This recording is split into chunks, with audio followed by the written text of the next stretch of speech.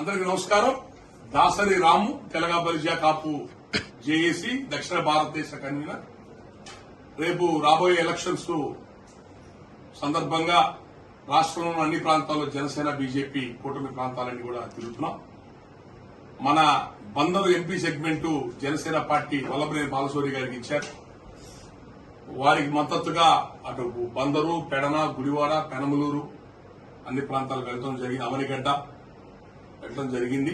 ఈ రోజున మన గన్నవరం నియోజకవర్గం హనుమాన్ జంక్షన్ లో మాకు ఇక్కడున్న స్థానికంగా ఉన్న ఎస్సీ, బీసీ, మైనార్టీ ప్రతినిధులు, రమేష్ గారు, మిగతా పెద్దలందరితో కూడా ఒక ఆత్మీయ సమావేశం అయ్యాం. జనసేన పార్టీ కూటమికి అండగా ఉండమని చెప్పని అందరినీ కోరుతుంది ఒకటే, జనసేన పార్టీ ఏదో డబ్బు ఎక్కువ పెట్టిన పార్టీ కాదు, డబ్బు సంపాదించడానికి పెట్టిన పార్టీ కాదు, అవినీతి కేసుల నుంచి బయటపడడానికి వచ్చిన పార్టీ కాదు. ఇది పేద కులాల పార్టీ.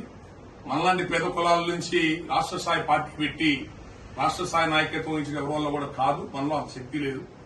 ఆయన పవన్ కళ్యాణ్ గారు డబ్బులు ఉన్నా లేకపోయినా సంపాదించిన ప్రతి రూపాయి తీసుకొచ్చి జనసేన పార్టీ పెట్టి ముందుకు తీసుకెళ్తున్నారు. ఓడిపోయినా అవమానాలు పొంది కూడా ఆయన ప్రజల్లో భయపడకుండా ప్రభుత్వంతో 5 ఏళ్ల నుంచి పోరాడుతూ ముందుకెళ్తున్నారు. ఆయన ఎక్కడ ఏ అవసరం వచ్చినా తనింటి డబ్బులు కౌలు రైతులు కానివ్వండి. ఇప్పుడు నిన్న పోలవరం వెళ్ళొచ్చాం. పోలవరంలో నిర్వాసితుల ప్యాకేజ్ ₹1 ఇచ్చాడు. ఉద్దు తుఫానికి ఇచ్చాడు. మిలిటరీ వాళ్ళకి ఫండ్ ఇచ్చాడు. ఇట్లా ఏ రాజకీయ నాయకులు ఇళ్లలో డబ్బులు తీసేవారు మన జీవితంలో చూసుకున్న ఏ రాజకీయ నాయకులు డబ్బులు ఇవ్వటం, అప్పులు చేసి పంచుతారు, పప్పులు బెల్లాలు పంచినట్టు. అలాంటి మంచి పనులు పవన్ కళ్యాణ్ గారు చేస్తారు. అలాంటి వ్యక్తి అధికారంలో ఉంటే ఇంకా ఎక్కువ మంచి చేయగలుగుతారు. ఒకప్పుడు ప్రజారాజ్యం పార్టీ పేరుతో పవన్ కళ్యాణ్ గారు అందరం కూడా పనిచేశాం. సామాజిక న్యాయం అనే పదం వచ్చిందే ప్రజారాజ్యం పేరుతో. 110 స్థానాలు బీసీలకు ఇచ్చారు. రిజర్వేషన్ లేని చోట ఎస్సీలకు ఇచ్చారు. జ్యోతిరావు పూలే అనే మహానుభావుడు పరిచయం చేసింది ప్రజారాజ్యం. ఆ రోజు ప్రజల్లో ఆ చైతన్యం లేదు. అధికారం అనుభవించిన పార్టీల యొక్క కుట్ర వలన ఆ పార్టీ బలైంది. చిరంజీవి గారిని పార్టీ తీర్చిదా నిద్రపోలా. ఏ ఆశయంతో అయితే ఆ రోజు పవన్ కళ్యాణ్ గారు పనిచేశారో అదే ఆశయాన్ని ముందుకు తీసుకెళ్లడం కోసం జనసేన పార్టీ పెట్టి ఈరోజు కష్టపడుతున్నాడు. అట్టడుగు పేద వర్గాలకు రాజ్యాధికారం అందాలి అనే కాన్సెప్ట్ లో ఒక బలమైన ప్రయత్నంగా ఆయన ముందుకెళ్తున్నాడు. ఆయనకి మన గన్నవరం నియోజకవర్గం, ఈ బందర్ ఎంపీ సెగ్మెంట్, ఈ ప్రాంతాల్లో ఉన్న ఎస్సీ, ఎస్టీ, బీసీ, కాపు వర్గాలందరూ కూడా జనసేన పార్టీకి అండగా ఉండి, ఆ కూటమి అభ్యర్థులకు అండగా ఉండి మీరందరూ కూడా రేపు ఎలక్షన్స్ లో పాల్గొనాలని చెప్పని మిమ్మల్ని కోరుతున్నాం. రాష్ట్రం అప్పుల పాలైపోయింది. 10 లక్షల కోట్ల అప్పుల్లో ఉంది. ఒక్క ఛాన్స్ చెప్పి రాష్ట్రాన్ని అప్పులు ఊబిలో తోసి అభివృద్ది లేకుండా సర్వనాశనం చేశారు. లోకల్ బాడీ ఎలక్షన్స్ చూశారు కదా, ఎన్ని దౌర్జన్యాలు చేశారు. రాయలసీమలో వాళ్ళకి ఏం అలవాటో అవన్నీ కూడా ఇక్కడ ఆచరణలో పెడుతున్నారు. ఎవరూ తాగలేని ఆ చీప్ లిక్కర్, ఏ రాష్ట్రాల్లో మన చీప్ లిక్కర్ తీసుకొచ్చి ఇక్కడ ఎక్కువ రేట్లకు అమ్మటం. అన్నిటికీ గూగుల్ పే, ఫోన్ పేలు ఉన్నాయి. ఆ లిక్కర్ షాప్ లో మాత్రం క్యాషే కట్టాలా. అంటే ఇక డబ్బు ఎడిపోతుంది. వేల లారీలు ఇసుక తీస్తున్నారు గోదావరి, కృష్ణా నదిలోంచి. ఎడిపోతుంది ఆ ఇసుక. హైదరాబాద్ లో 75,000 అమ్ముతున్నారు మన ఇసుకని. చెన్నైలో ₹1,00,000 అమ్ముతున్నారు. ఆ ఇసుక లేకపోవడం దాదాపు 20 రంగాలు అయిపోయినాయి. పనులు లేవు జనాలకి. పంటలు పండిస్తే మద్దతు ధర లేదు. రైతులు కావాల్సిన పాల వడ్డీ రుణాలు ఇచ్చేవాళ్ళు అవన్నీ ఆపేశారు. ఇప్పుడు మరి కొత్తగా టైటిల్ డీడ్ పాస్బుక్ల మీద జగన్మోహన్ గారి బొమ్మ వేసిస్తున్నారు. మొన్న పాస్బుక్ తీసుకుని బ్యాంకు తీసుకెళ్తే లోన్ ఎవరు అన్నాడు మేనేజర్. ఇది ఎట్లా ఉందంటే ప్రభుత్వ అవసరం తాకడ పెట్టేశారు. అప్పులు తీసుకొచ్చేశారు. రాష్ట్రాన్ని ఒక రాజధాని సర్వనాశనం చేశారు. ఒకప్పుడు రాజధాని అమరావతి అన్నప్పుడు నీకు తెలీదా? నువ్వు ప్రతిపక్ష నాయకుడు ఉన్నావుగా. ఈ అమరావతిలో రాజధానిని ఒప్పుకుని అనొచ్చుగా. ఎందుకు ఒప్పుకున్నావు? ఆ రోజు సంతకం ఎందుకు పెట్టావు? ఇప్పుడు అధికారులు రాగానే మళ్ళీ మాట మారుస్తావా? అంటే ఇక్కడ దిక్కులేదు కానీ మళ్ళీ ఇంకో ఊళ్ళో ఎక్కడ పోయి కడతావు? డబ్బులు ఉన్నాయి మన దగ్గర. కేంద్రం 10,000 కోట్లు ఇచ్చింది. ఏం చేశారు డబ్బుల్ని? ఈ రోజున పవన్ కళ్యాణ్ గారు బాధ్యత తీసుకుని కేంద్ర సహకారం లేకపోతే ఈ రాష్ట్రం ముందుకెళ్లదు.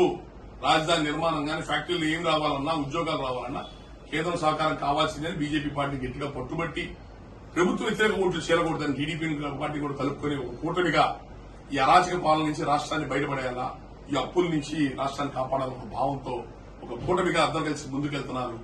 డిగ్రీ చదువుకున్న పిల్లలకి ఇక్కడ ఉద్యోగాలు లేవు. హైదరాబాద్ కు, చెన్నైకి పోవాలా.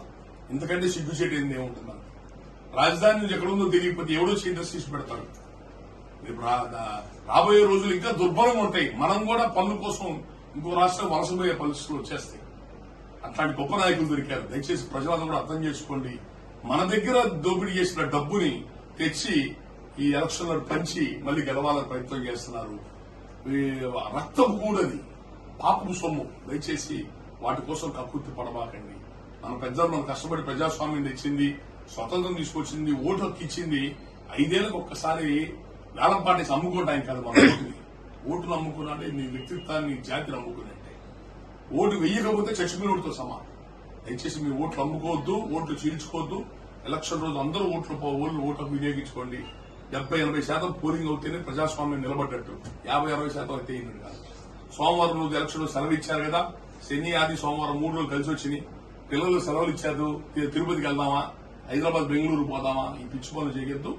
అందరూ కూడా ఓటు హక్కు వినియోగించుకోండి. మన ఇక్కడ కూటమి అభ్యర్థులుగా జనసేన పార్టీ తరఫున మన ఎంపీ అభ్యర్థి వల్లభనేని బాలశౌరి గారు మొదటి ఈవీఎం మిషన్ ఎంపీ ఓటు గుర్తుపెట్టుకోండి. రెండో మిషన్ ఎమ్మెల్యే ఓటు. మొదటి మిషన్ బాలశౌరి గారిది ఎన్నో నెంబర్ వచ్చింది? 6వ నెంబరు. వల్లభనేని బాలశౌరి గారిది మొదటి మిషన్ లో గాజు గ్లాస్ గుర్తు 6వ నెంబర్ ఉంటుంది. దానికి మీ యొక్క అమూల్యమైన ఓటు. అట్లాగే రెండో మిషన్ వచ్చేటప్పటికి మా గన్నవరం ఎమ్మెల్యే గారు యాళ్లగడ్డ వెంకటరావు గారు ఇక్కడ టీడీపీ తరఫున నిలబడ్డారు. రెండో నెంబరు వారికి ఉంది. వారికి ఎన్డీఏ కూటమి అభ్యర్థుల్ని మీరందరూ కూడా అండగా ఉండి గెలిపించాలని చెప్పని కోరుతున్నాము.